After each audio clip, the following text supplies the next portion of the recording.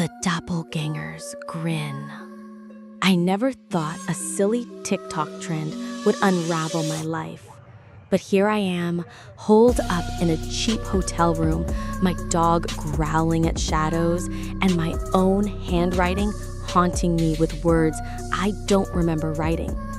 It started innocently enough, a fleeting moment of creativity, a chance to join the viral wave of doppelganger videos sweeping the platform. You've probably seen them. Someone's doing something mundane, like brushing their teeth or cooking dinner, while an eerie voiceover warns, if you see another person who looks identical to you, run away and hide. Then the camera pans and there's a duplicate of them lurking in a doorway, peeking from a closet, eyes hollow, smile wrong.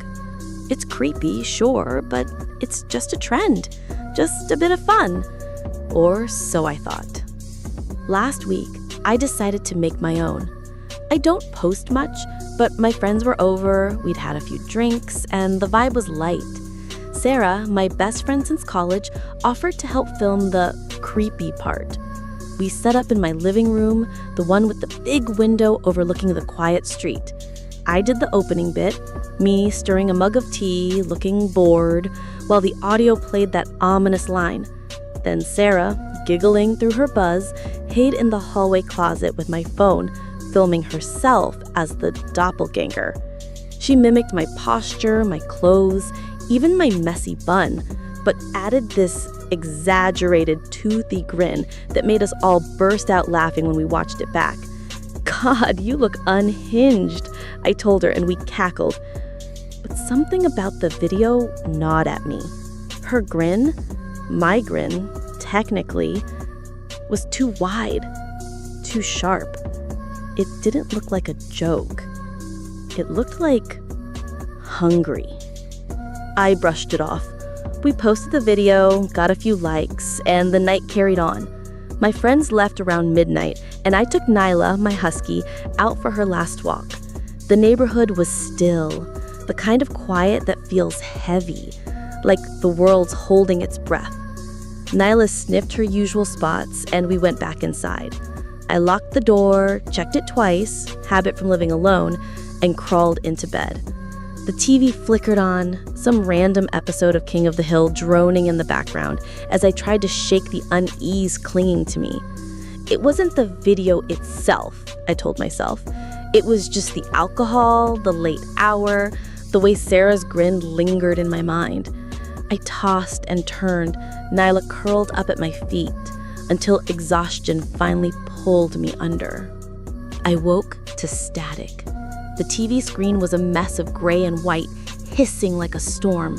My eyes flicked to the alarm clock. 3:06 a.m. The numbers glowing red in the dark. I lay still, my body heavy, my heart thudding too fast. Then I heard it.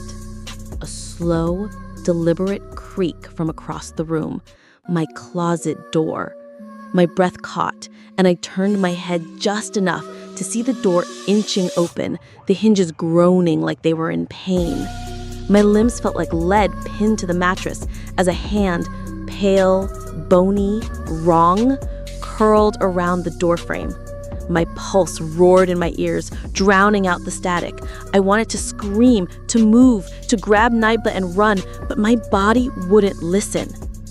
The figure stepped out, crawling almost, its movements jerky and unnatural. The TV's flickering light caught its face and I froze. It was me. Same dark hair, same freckles across the nose, same flannel pajamas. But the eyes, glassy, lifeless, like marble sunk into shadowed sockets. And the smile. God, that smile. It stretched too far, splitting her face into something grotesque, something that wasn't human. It stood at the foot of my bed, staring down at me, unblinking. Then slowly, deliberately, it raised a hand and waved. A small, mocking gesture, like we were old friends. I shot up in bed, gasping, sweat soaking my shirt. The room was dark. the TV off, the closet door closed. Nyla whined, licking my face, her warmth grounding me. "Just a dream," I whispered, stroking her fur. "Just sleep paralysis." I'd read about it. Your mind wakes up, but your body doesn't, conjuring hallucinations to fill the void. It made sense. It had to. But my hands wouldn't stop shaking. The next morning, I dragged myself to the kitchen, desperate for coffee to steady my nerves. That's when I saw it. A piece of paper on the counter covered in my own handwriting. The words were scrawled over and over, jagged and uneven. "I will replace you. I am the better you." My stomach lurched. I don't write notes to myself.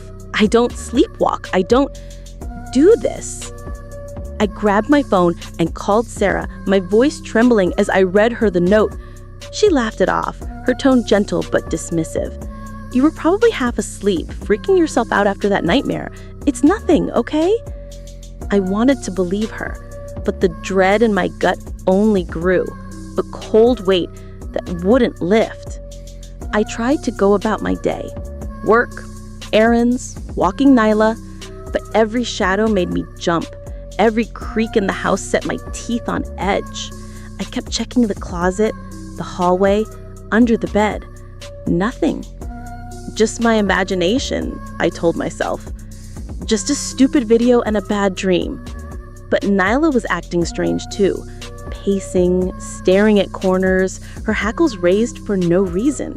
She'd always been my rock, her blue eyes bright and loyal. Now they seemed distant. 2 nights later, I woke to a crash. It came from somewhere in the house, loud enough to jolt me upright. Nyla was already at the bedroom door, barking furiously, her teeth bared.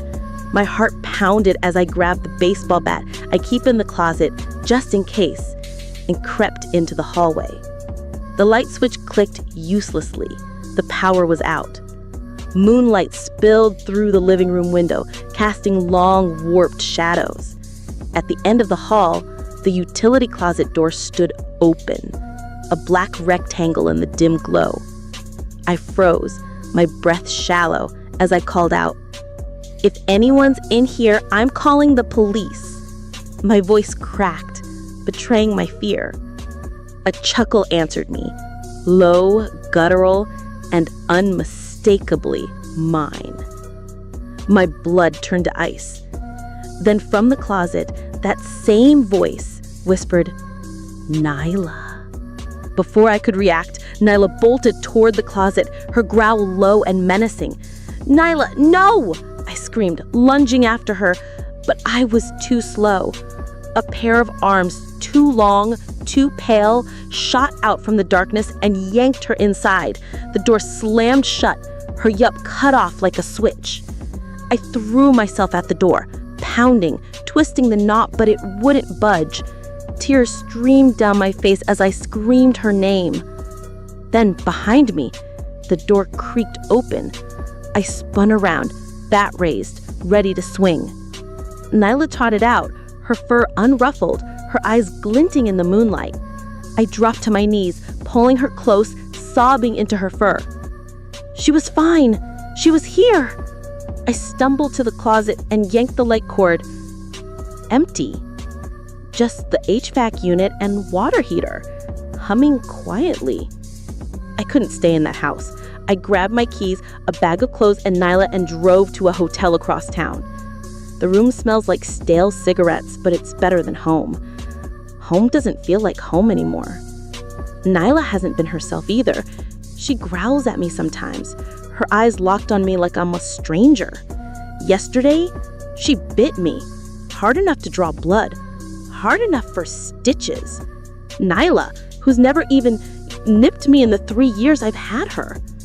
I took her to the vet, and they ran every test they could. Physically, she's perfect. But the vet hesitated, peering into her eyes. She's taking in a shape. She's not really seeing you. I don't know what's happening. I keep replaying that video in my head, Sarah's grin morphing into that thing in my closet. I checked TikTok yesterday and the video is gone. Not deleted, gone. Like it was never there.